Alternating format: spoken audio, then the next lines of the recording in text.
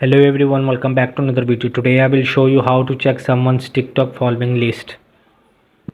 So the point of view is that how to check someone's TikTok following list.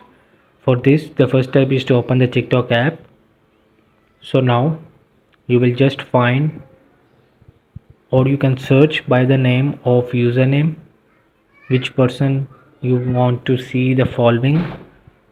So I am just opening in inbox and I will just see this my friend following. So I will just click to following.